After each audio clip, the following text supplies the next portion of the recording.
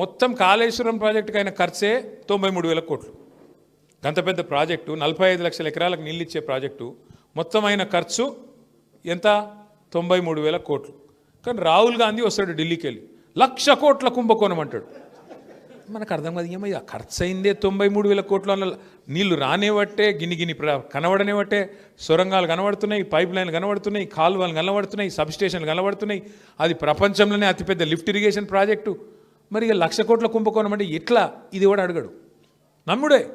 1,00,000 కోట్ల కుంభకోణం, 1,00,000 కోట్ల కుంభకోణం అని 1,00,000 గొంతులు వేసుకొని ఉర్రాలి, నమ్మాలి, ఆయనతో బాయ్ పడాలి. ఇక ముయ్యికెళ్ళి ఇంకోటి, కేసీఆర్ 2,000 ఇస్తుండా, నేను 4,000 ఇస్తా. కేసీఆర్ 10,000 ఇస్తుండా, నేను 15,000 ఇస్తా.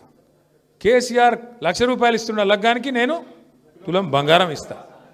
ఆయనతో నమ్మిండ్రు, 6 గ్యారెంటీల గారెడ్ల పడ్డరు.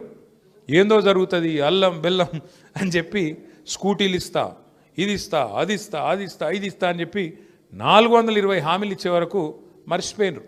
కాంగ్రెస్ వాళ్ళు ఎంత లంగలో మర్చిపోయారు అందరు. ఎందుకంటే 10 ఏళ్ళు అయింది కదా, ఒక కొత్త తరం వచ్చింది. ఈ కొత్త తరం వల్ల కాంగ్రెస్ వాళ్ళు ఎంత దుర్మార్గులో తెలియదు, ఎంత దుర్మార్గులు ఎంత మోసగాలు తెలియక ఆయనతో నమ్మిండ్రు. జై జై అని చెప్పి ఆయనతో నారాయణ రెడ్డిని గెలిపించారు కల్వకుర్తిలో. ఇప్పుడు ఏమైంది?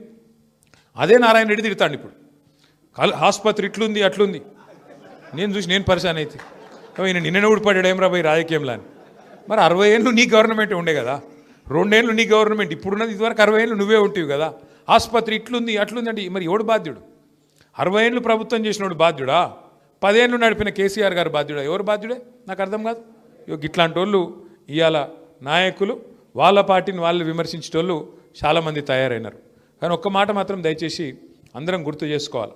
ఎందుకంటే చాలా సందర్భాల్లో ఏమైందంటే మనకు కూడా కొన్నిసార్లు కొన్ని విషయాలు అలవాటు అయిపోయాక మనకు విలువ తెలియదు. ఇప్పుడు రైతు బంధు మంచిగా టింగు అని పడుతుంటేనేమో విలువ తెలియలే. ఓ 2 సార్లు ఎగ్గొట్టే వరకు అప్పుడు యాద్ చేసుకున్నారు కేసీఆర్. అరే వీడు దుర్మార్గుడు ఉన్నాడు, వీడు పెంచుతానాడు, పెంచలేదు, పెంచకపోగా ఎగ్గొట్టిండు. అమ్మా కేసీఆర్ ఉన్నప్పుడు ఏదో ఒకటి చేసి మొత్తానికైతే కరోనా టైంలో కూడా బ్రహ్మాండంగా మీకు టింగుమని రైతు బంధు పడ్డది. రేవంత్ రెడ్డికి టింగు సౌండ్ ఇష్టం లేదు, అందుకే కొత్తది పెట్టిండు. ఏం సౌండ్ అది? ఠకీ మనేస్తాను. పడుతున్నాయా మరి ఠకీమని? 4,000 పెన్షన్ పడుతుందా? ఠకీ 6,000 పెన్షన్ పడుతుందా? రైతు బంధు పడుతుందా? రుణమాఫీ జరిగిందా? ఇప్పుడు జరగలేదు. తులం బంగారం ఒకటి కాదు, ఇక 420 హామీలు ఉన్నాయి. ఎన్ని చెప్పాలి? 1 కాదు 2 కాదు 420 హామీలు, ఇష్టం వచ్చిన మాటలు. ఏం చేసినారో అబ్బాయి అంటే ఒకటే చెప్తాడు, ఫ్రీ బస్ పెట్టినా అంటాడు. అందులో కూడా మోసమే, అది కూడా చెప్తున్నా మీకు ఇనూరి. ఫ్రీ బస్ అంటాడు. ఫ్రీ బస్ అంటే మహిళలకు ఫ్రీ అట, భర్తకు డబల్ అట. అది ఫ్రీ ఎట్లయితుంది నాకు అర్థం కాదు. పిచ్చోళ్ళని చేసుడు తప్ప మనకు. పిల్లలకేమో మళ్ళీ బస్ పాస్ రేట్ పెంచిండు.